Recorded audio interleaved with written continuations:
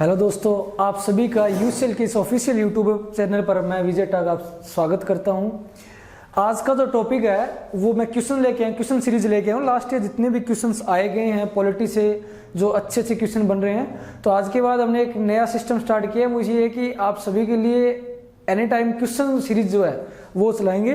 और question series की बात करें तो पॉलिटी के अंदर जो सबसे पहला हमें क्वेश्चन देखने को मिल रहा है, भारत के संविधान में कल्याणकारी राज्य का आदर्श किस में प्रतिष्ठापित है। मतलब कि कल्याणकारी राज्य का आदर्श जो वाक्य है वो किस में स्थापित है।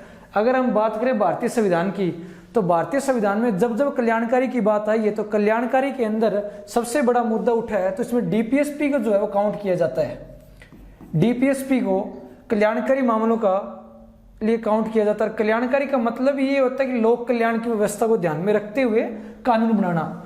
जितने भी भारतीय संविधान के अंदर कानून व्यवस्था बनाई जाती है या जितने भी कानून बनाए जाते हैं संसद के द्वारा या विधायिका के द्वारा या विधान मंडल के द्वारा, उन सभी कानूनों में सबसे बड़ी जो चीज है वो डीपीएसपी को ध्यान में रखकर बनाया जाता है। तो इसीलिए जो ये वाक्य, जो आदर्श वाक्य जो जोड़ा गया है वो डीपीएसपी का, तो राज्य नीति निर्देशक तत्व इसका आंसर होगा।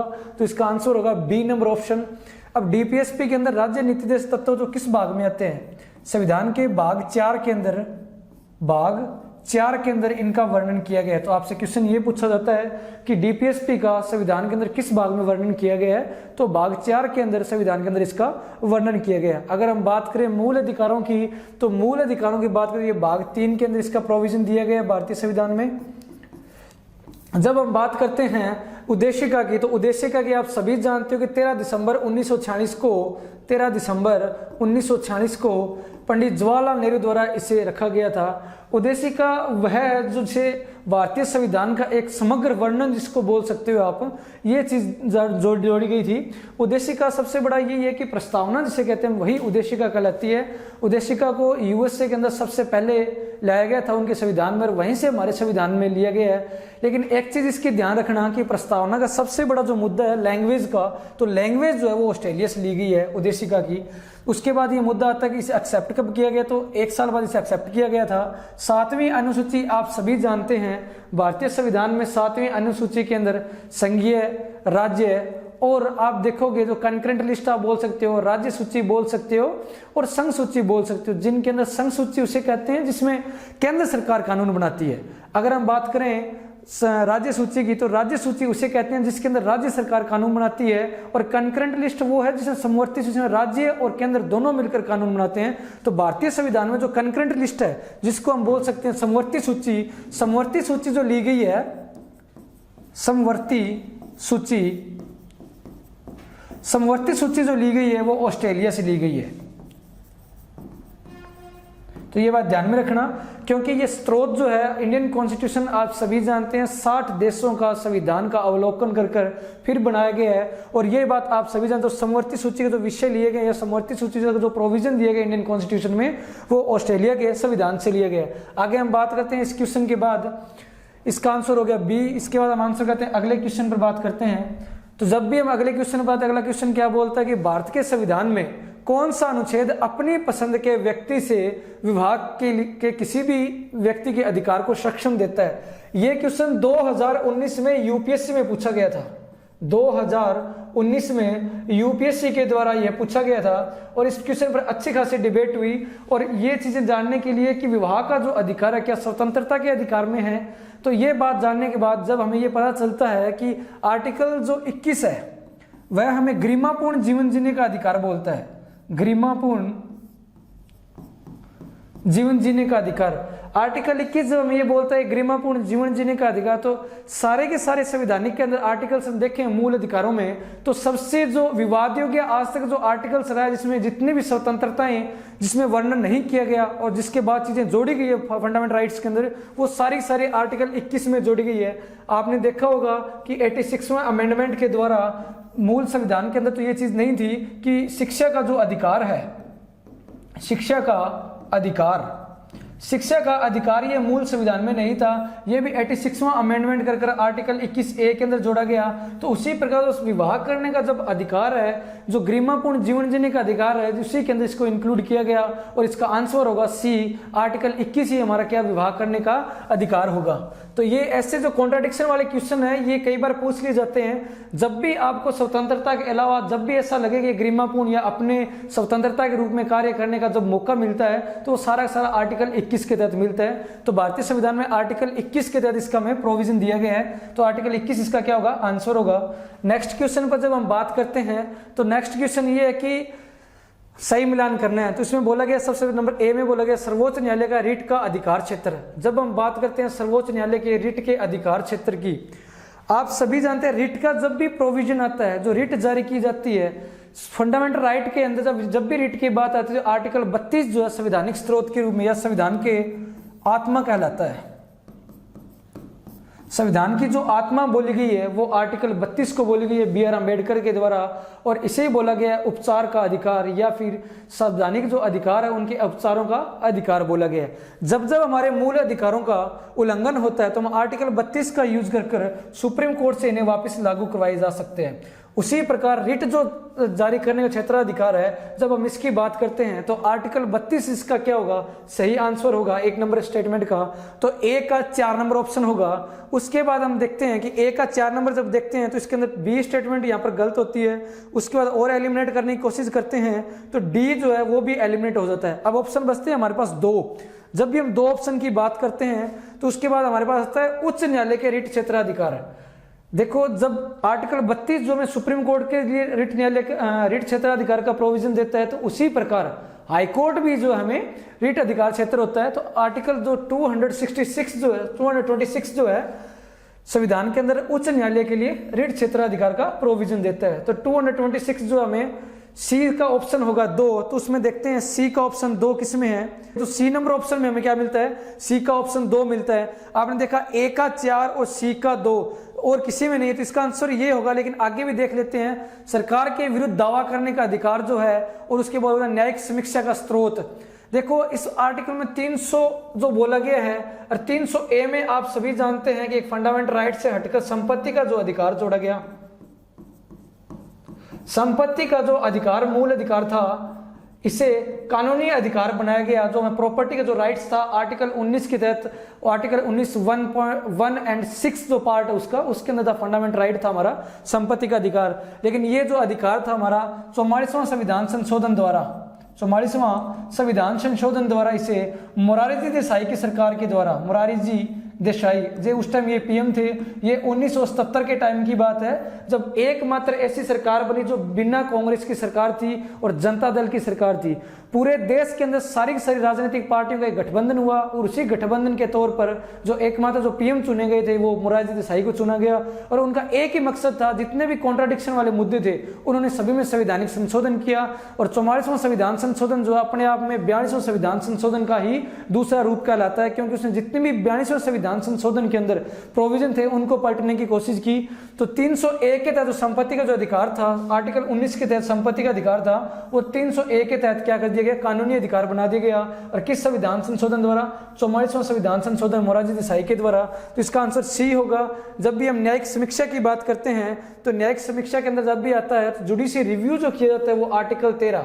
देखो आर्टिकल 13 क्या बोलता है, आर्टिकल 13 हमें राज्य की डेफिनेशन देता है। राज्य की डेफिनेशन का मतलब ये है, जब भी कोई भी संसद या विधायिका कानून बनाएगी और कानून बनाते टाइम जब जब क्या होगा, मूल अधिकारों का उल्लंघन होगा, तो उन मूल अधिकारों का जहां जहां तक उल्लंघन किया जाएगा वहां वहां तक वो क्या होगा, वो कानून अपने आप में निरस्त हो जाएगा। निरस्त का मतलब क्या होगा, वो समाप्त हो जाएगा और सुप्रीम कोर्ट उसको ये लागू करेगी।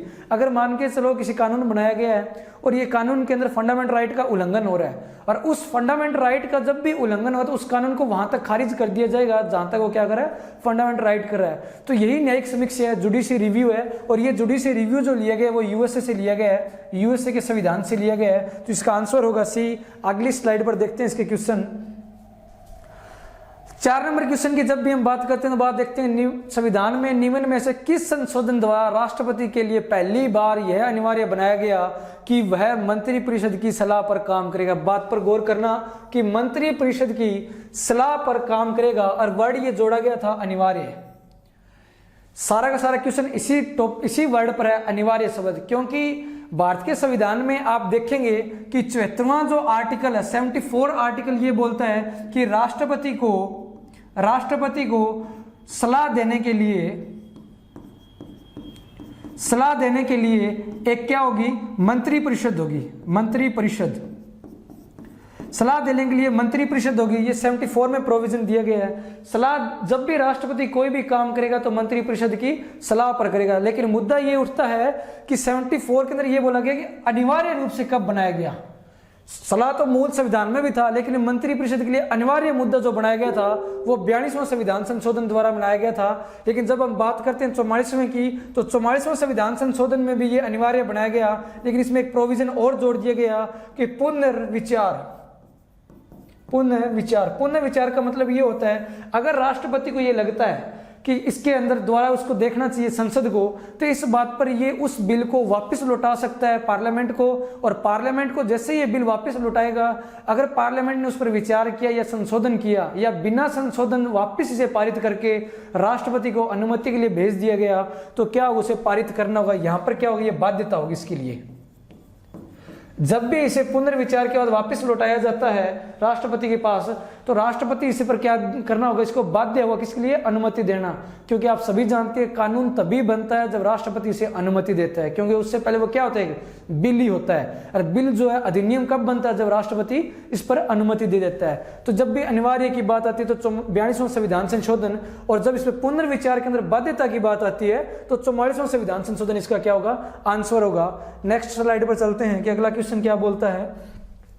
अगला क्वेश्चन नंबर 5 पर देखेंगे तो हमें अनुसूचियों के बारे में बोला गया है। आप सभी जानते हैं कि भारतीय संविधान में जब मूल अनुसूचियां जो थी वो 8 संख्या थी। कितनी थी मूल संविधान में, भारतीय संविधान के अंदर अनुसूचियों की संख्या जो थी वो 8 थी। लेकिन अगर हम बात करें आर्टिकल्स की, तो आर्टिकल 395 थे। और जब भी हम बात करते हैं भाग की, तो भाग 22 थे। ये थे मूल संविधान के अंदर। लेकिन इनमें भी अब क्या हुआ है, चेंजेस हुआ है। इनकी संख्या हो चुकी है 25 के लगभग, और ये जो आर्टिकल्स और बढ़ चुके हैं। ये कितना हो गया, ये होगी 12 अनुसूचियां। 4 अनुसूचियां और एक्स्ट्रा जुड़ चुकी है। समझ रहे हो कि 4 अनुसूचियां और एक्स्ट्रा जुड़ चुकी है। मूल संविधान में ये 8 थी, 8 के बाद 9, 10, 11 और 12 इन्हें अमेंडमेंट द्वारा जोड़ा गया। 9 नंबर जो अनुसूची है, नवीं अनुसूची जिसे बोलते हैं, उसे 1951 में पहली बार पहला संविधान संशोधन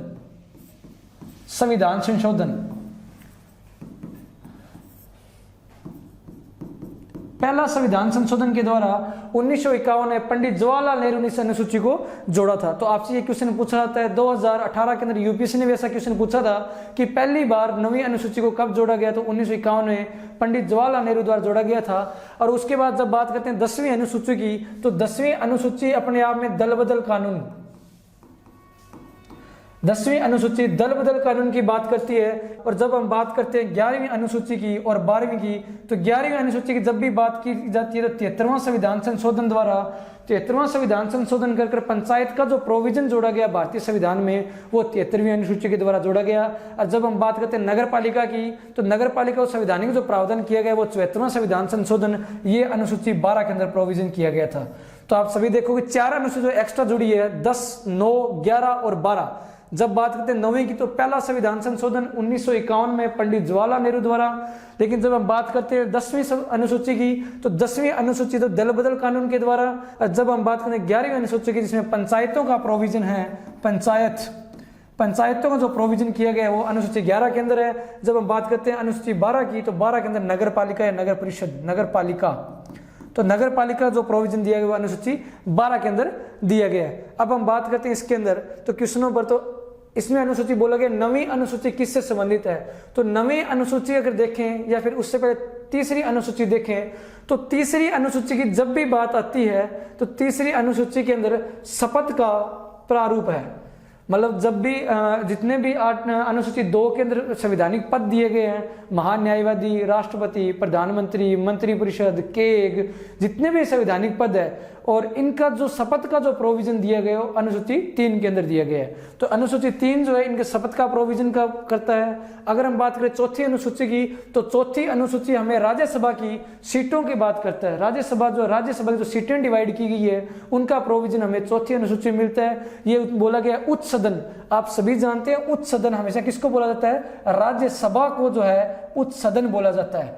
और निम्न सदन की बात आती है तो लोकसभा को निम्न सदन बोला जाता है। ये बात ध्यान रखना कि लोकसभा को निम्न सदन बोला जाता है और राज्यसभा को उच्च सदन बोला जाता है। जब हम बात करते हैं 10वीं अनुसूची की, मैंने अभी बताया ये बाद में जोड़ी गई थी 61वां अमेंडमेंट के द्वारा, तो 10वीं अनुसूची जोड़ी गई, उसके अंदर दल बदल कानून का प्रोविजन किया गया है। 9वीं अनुसूची की बात करें तो कुछ अधिनियम जोड़े गए हैं। मैंने बताया था 9वीं अनुसूची जो है 1951 में जोड़ी गई थी, पंडित जवाहरलाल नेहरू द्वारा पहली बार जोड़ी गई थी। अब हम देखते हैं इसका सही मिलान। कोड की बात करें तो ए का हमारे पास ऑप्शन आएगा, ए का आएगा 5 नंबर ऑप्शन। ए का में 5 नंबर ऑप्शन, सिर्फ 2 ही ऑप्शन दिखाई दे रहे हैं, तो इसका मतलब ए नंबर ऑप्शन एलिमिनेट हो गया और डी नंबर ऑप्शन भी एलिमिनेट हो गया। तो ए नंबर ऑप्शन की बात करें तो बी और सी के अंदर देखा तो बी और सी में दोनों में 5 दिखाई दे रहा है। अब हम बात करते हैं 9वीं अनुसूची की, तो 9वीं अनुसूची का आंसर होना चाहिए 3 नंबर स्टेटमेंट। तो 9वीं अनुसूची की बात करें तो ये इसका बी का 3 number statement, in B number option के अंदर 3 नंबर स्टेटमेंट है, क्योंकि इसमें क्या दे दिया 4 का मतलब क्या है, भाषाएं, भाषा का जो 8वीं अनुसूची में प्रोविजन किया गया है, क्योंकि 22 भाषाएं हैं उनका 8वीं अनुसूची में प्रोविजन किया गया। तो इसका आंसर होगा सही जो होगा बी आंसर होगा। और चौथी अनुसूची की आप सभी उच्च सदन के अंदर सीटों डिवाइड किया गया है, तो डी का 2 हो गया और सी का 1 हो गया। और उसके बाद हम बात करते हैं 10वीं अनुसूची की, तो डी का 2 हो गया, तो इसका आंसर होगा बी। अगली स्लाइड पर अगला क्वेश्चन देखते हैं, क्वेश्चन नंबर 6। क्वेश्चन नंबर 6 की बात करते हैं तो इसमें बोला गया अखिल भारतीय सेवाओं का जनक। अगर ये बोले भारत के अंदर स्वतंत्रता के बाद जब भी माना जाता है तो सरदार पटेल को माना जाता है, लेकिन ये रिकमेंडेशन जो आई थी स्टार्टिंग में तो लॉर्ड विलियम माउंटबेटन का जो कार्यकाल था, गवर्नर जनरल उस टाइम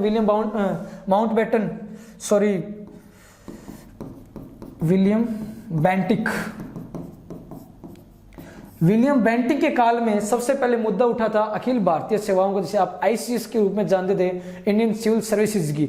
और उस टाइम सबसे पहले मैकाले कमेटी आई, उन्होंने ये बोला गया कि क्या भारतीयों को, मैकाले कमेटी ने बोला भारतीयों को भी पार्टिसिपेट करवाया जाए, लेकिन उनके टाइम में ये बात साबित नहीं हो पाई और उस टाइम ये मना कर दिया गया, बोला गया कि भारतीय अब इसके क्या नहीं हुए, योग्य नहीं हुए। 1852 के अंदर डलहौजी का टाइम आता है, 1852 में डलहौजी जिस टाइम गवर्नर जनरल थे भारत के, तो उस टाइम 1852 के टाइम ये मुद्दा उठा, पहली बार भारत के अंदर ये परीक्षा करवाई गई। 1852 में भारतीयों को मौका मिला और ये परीक्षा जो होती थी वो लंदन में होती थी। सुभाष चंद्र बोस ऐसे व्यक्ति थे जिन्होंने आईसीएस के अंदर 4th रैंक हासिल की थी। सुभाष चंद्र बोस ऐसे व्यक्ति थे उस टाइम जिन्होंने पूरे ऑल इंडिया 4th रैंक हासिल की थी, जिन्होंने आईसीएस के अंदर आईएएस के अंदर टॉप किया था। उस टाइम लंदन में एग्जाम होता था और एज का जो क्राइटेरिया था 19 से 21 वर्ष के बीच का एज का क्राइटेरिया था। अगर हम बात करें अगले क्वेश्चन की 6 के बाद,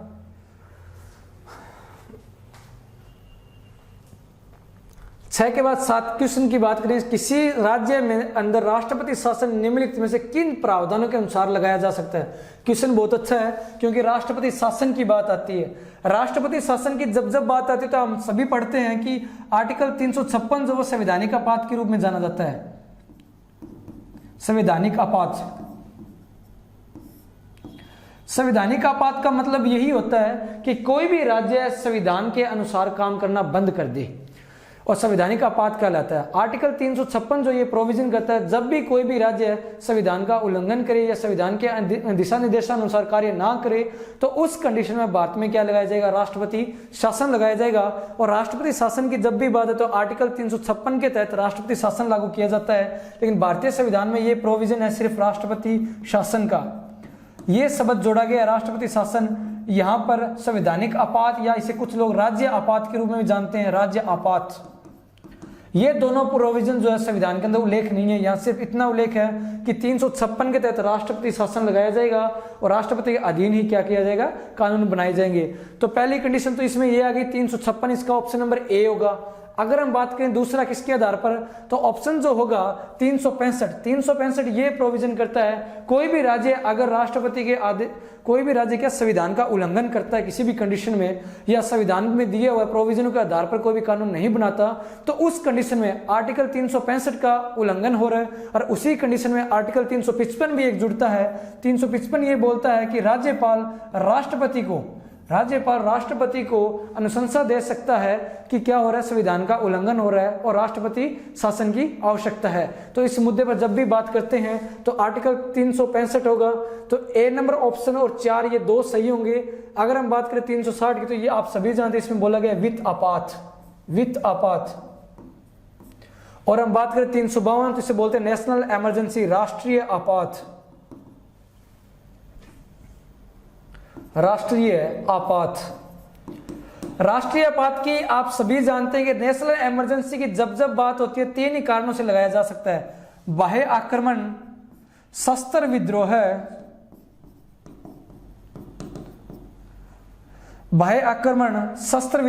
या युद्ध। इन 3 ही कंडीशनों के आधार पर क्या लगाया जा सकता है, राष्ट्रीय आपात, नेशनल इमरजेंसी। मूल संविधान में ये वर्ड नहीं था, इसे जोड़ा गया था 44वां संविधान संशोधन के द्वारा। ये बात ध्यान में रखना, मूल संविधान में इसकी जगह ये था आंतरिक गड़बड़ी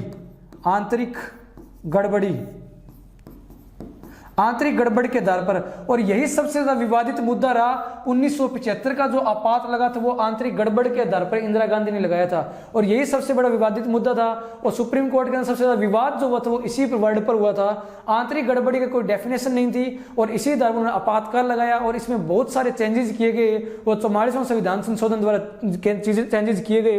तो सबसे पहला चेंजेस था, इस शब्द को ही हटा दिया गया और जोड़ा गया सशस्त्र विद्रोह। ये 44वां संविधान संशोधन द्वारा जोड़ा गया। ये बात ध्यान में रखने वाली बात है, क्योंकि इससे भी क्वेश्चन अच्छा खासे बनते हैं कि सशस्त्र विद्रोह जो संविधान के अंदर कब जोड़ा गया। 44वां संविधान संशोधन 1970 मोरारजी देसाई की सरकार थी। इसका आंसर होगा 1 और 4 सी नंबर ऑप्शन, अनुच्छेद 365 और 356 जो इसके आंसर होंगे। अगला क्वेश्चन देखते हैं, क्वेश्चन नंबर 8। क्वेश्चन नंबर 8 की बात करते हैं तो राष्ट्रपति द्वारा अध्यादेश जारी किए जाने के अधिकार के संबंध में निम्नलिखित कथनों में से कौन सा सही है। यह भी क्वेश्चन अच्छा क्वेश्चन है कि यह उपबंध संविधान के अनुच्छेद 123 में किया गया है। यह बात बिल्कुल राइट बात है कि भारतीय संविधान में जो राष्ट्रपति का जो ऑर्डिनेंस जारी करने जो पावर दी गई है वो आर्टिकल 123 के तहत दी गई है। सबसे पहले जो ये पावर दी गई थी आर्टिकल, जब भी हम बात करते हैं यहाँ से पावर आई है, तो पावर जो आई है 1861 का एक अधिनियम आया था और 1861 के अंदर लॉर्ड रिम्पन का कार्यकाल था। उस टाइम जो भारत का वॉइसरॉय हुआ करता था उसे सबसे पहले ये पावर दी गई कि ऑर्डिनेंस जारी करके कानून बनाया जा सकता। तो वहीं से ये चीज ली गई है कि भारतीय संविधान में 123 जो हमें ऑर्डिनेंस जारी करने या अध्यादेश जारी करके कानून बनाने की शक्ति देता है। अब बात करते हैं अध्यादेश होता क्या है। अध्यादेश होता क्या है? अध्यादेश एक ऐसी चीज है जिसके पास, राष्ट्रपति के पास ऐसी पावर है, जब भी संसद स्तर में ना हो, संसद का स्तर ना चल रहा हो, चाहे राज्यसभा हो चाहे लोकसभा दोनों बैठक में ना हो या उनका कोई स्तर ना चल रहा हो, और ऐसा रूल कानून बनाना है कि इमरजेंसी इतनी ज्यादा हो गई कि हमें कानून बनाना है देश के लिए, तो उस कंडीशन में राष्ट्रपति को ये पावर दी गई है कि आर्टिकल 123 का यूज कर सकता है और आर्टिकल 123 के तहत ऐसा कानून बनाया जाएगा जो पूरे देश पर लागू होगा। लेकिन मुद्दा तब ये उठने लग गया कि 1970 के अंदर सुप्रीम कोर्ट ने एक विचार दिया। 1970 से पहले ये मनमर्जी थी थोड़ी सी। ये 1970 में कपूर केस जाता है, कपूर केस जो था 1970 में सुप्रीम कोर्ट में गया और इसमें सुप्रीम कोर्ट ने एक अपना रिजल्ट दिया। उसमें यह बोला कि हाँ जरूर ऑर्डिनेंस जारी किया जाए लेकिन मनमर्जी नहीं होनी चाहिए। अगर ये मनमर्जी हुई तो ये न्यायिक समीक्षा के अंडर आएगा। तो ये बात ध्यान में रखना, कब इसे न्यायिक समीक्षा के अंडर लिया गया, तो 1970 में कपूर केस वाले टाइम में इसे क्या किया गया, न्यायिक समीक्षा के अंडर में लिया गया। अगर राष्ट्रपति ऐसा ऑर्डिनेंस जारी करता है और अपनी मनमर्जी करता है, क्योंकि अगर सत्र ना चल रहा हो, मतलब कि मनमर्जी से सत्र को विघटित किया है या सत्र को क्या समाप्त किया है, तो उस कंडीशन में अगर ऑर्डिनेंस जारी मनमर्जी से करवाने की कोशिश की गई है तो ये बात न्यायिक समीक्षा की जाएगी सुप्रीम कोर्ट के द्वारा। अगर सुप्रीम कोर्ट ये पाता है कि न्यायिक समीक्षा के अंदर ये प्रोविजन पाता है कि मनमर्जी हुई है, तो उस आधार पर उस अध्यादेश को खारिज किया जा सकता है। तो यह बात ध्यान रखना कि आर्टिकल 123 जो है अध्यादेश की पावर देता है। दूसरी स्टेटमेंट बोलते हैं इसका विस्तार संसद की विधायी अधिकार। हाँ बिल्कुल बात चीज सही है कि इसका जब भी इसमें कानून बनाया जाएगा तो वो कानून वही बनाया जाएगा जो संसद उस पर कानून बना सकती है। संसद जितने एरिया पर कानून बना सकती है उसी आधार पर आर्टिकल 123 के ऑर्डिनेंस के द्वारा कानून बनाए जा सकते हैं। तो 2 नंबर स्टेटमेंट भी इसकी क्या होगी, सही होगी। अगली स्टेटमेंट ये बोलता है कि राष्ट्रपति कोई भी अध्यादेश तब तक जारी कर सकता है जब तक लोकसभा का 70 वर्ष हो। मतलब ये स्टेटमेंट गलत है। यहाँ लोकसभा जो शब्द जोड़ा गया है वो गलत जोड़ा गया है। इसकी जगह ये हो सकता है कि संसद शब्द हो सकता था। संसद होता तो ये स्टेटमेंट सही होती है, लेकिन यहाँ लोकसभा जोड़ा गया है क्योंकि राज्यसभा भी इसके साथ इंक्लूड होगी।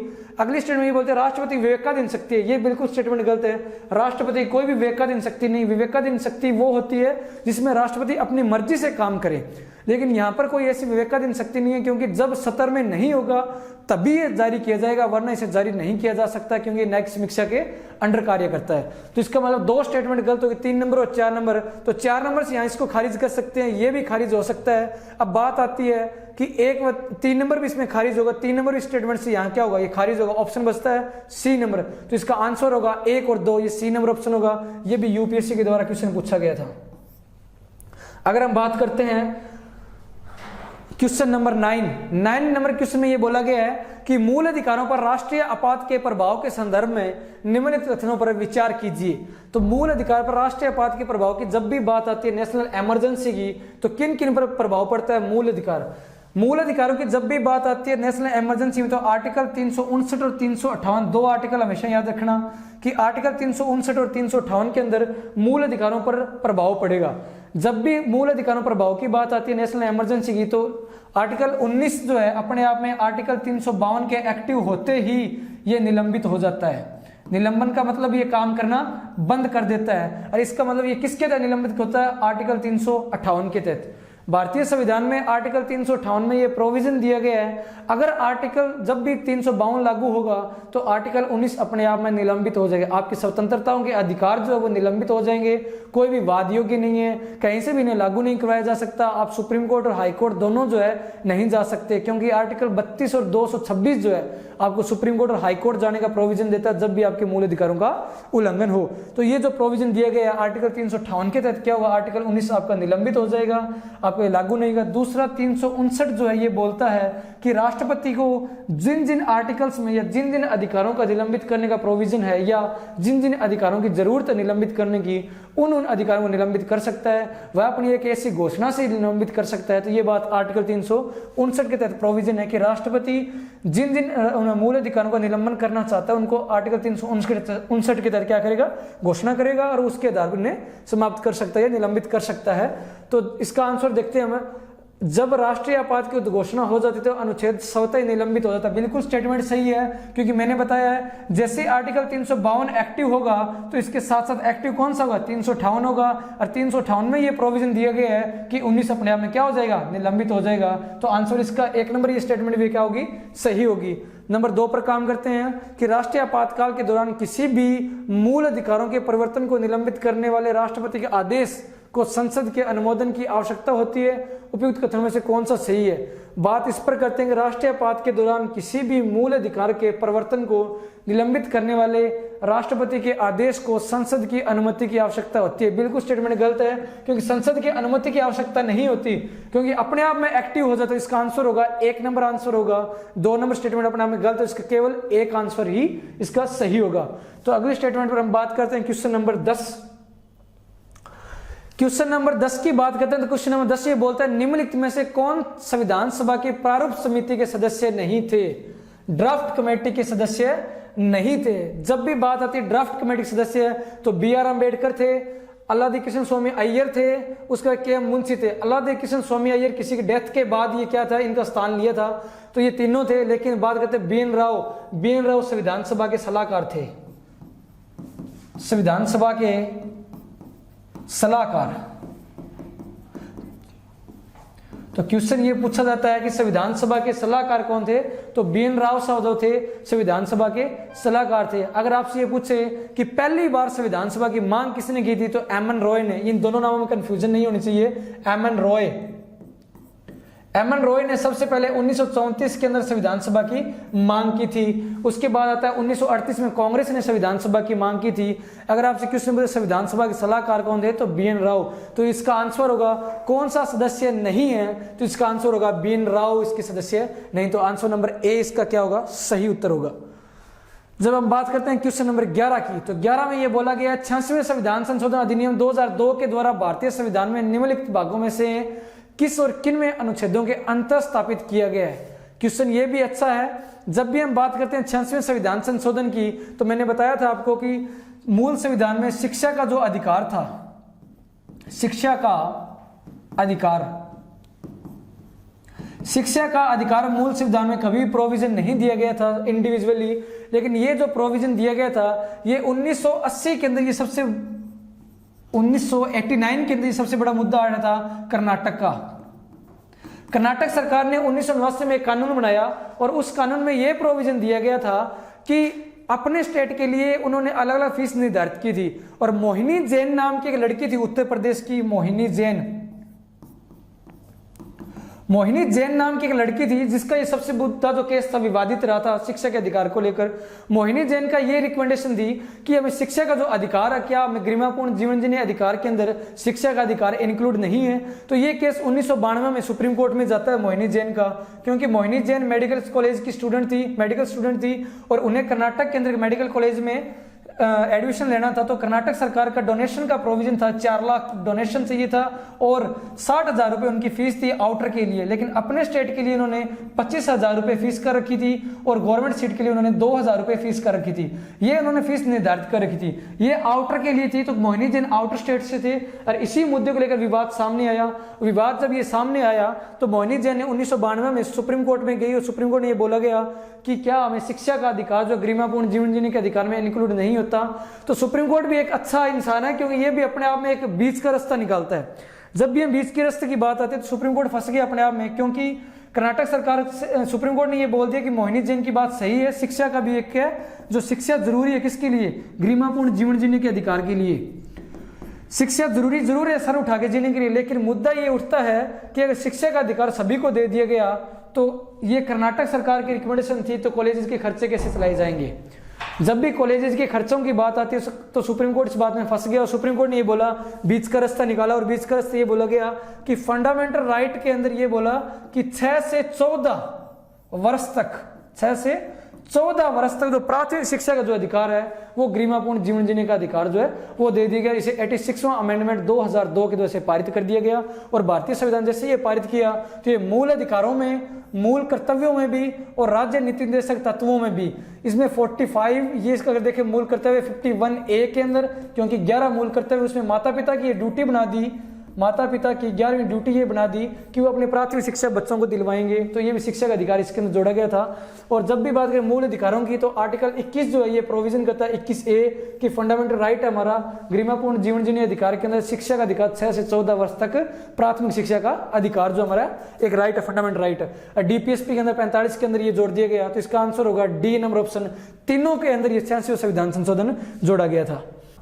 अगली हम बात करते हैं निम्नलिखित में से किसे मूल अधिकार राज्य और निजी दोनों व्यक्तियों के कार्यों के विरुद्ध व्यक्तियों को सुरक्षा प्रदान करता है।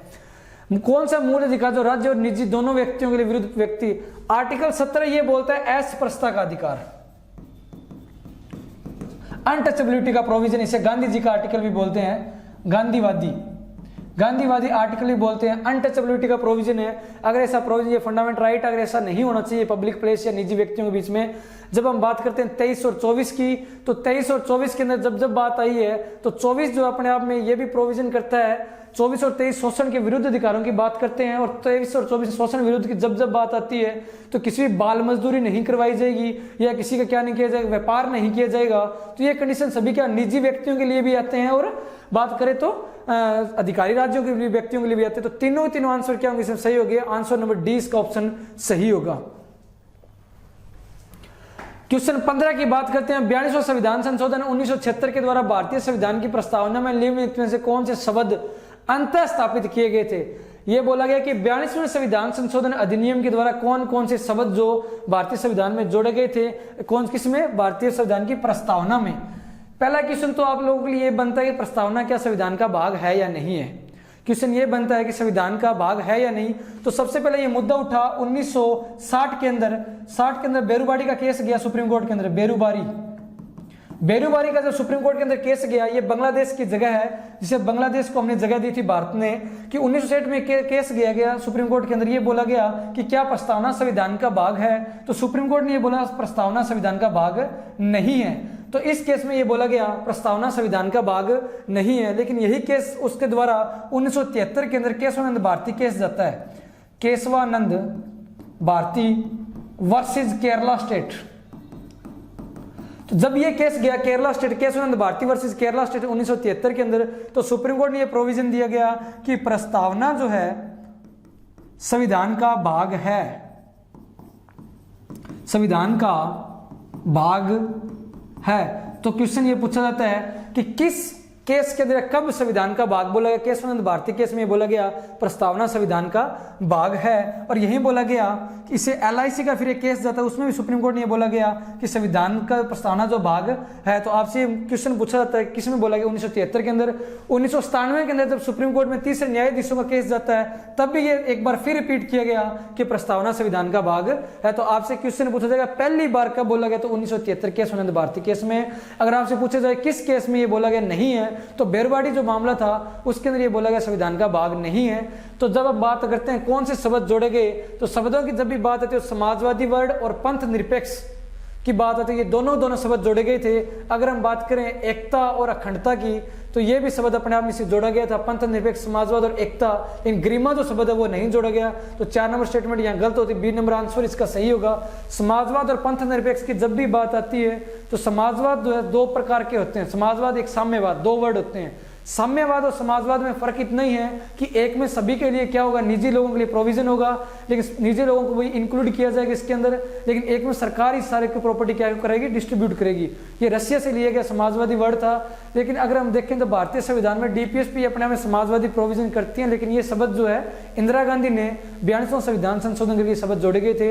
1, 2 और 3 जो तीनों शब्द इसके आंसर होंगे, 1, 2 और 3 आंसर होंगे एकता, पंथ निरपेक्ष और समाजवाद, इसका आंसर होगा बी नंबर ऑप्शन। तो आज का जो ये क्वेश्चन स्लाइड जो है, जो क्वेश्चन का जो प्रोग्राम हमारा था वो यहाँ तक समाप्त होता है। आगे भी इससे अच्छे क्वेश्चन लाए जाएंगे। वीडियो को लाइक और शेयर और सब्सक्राइब जरूर करें यूसीएल की इस ऑफिशियल यूट्यूब चैनल को। धन्यवाद।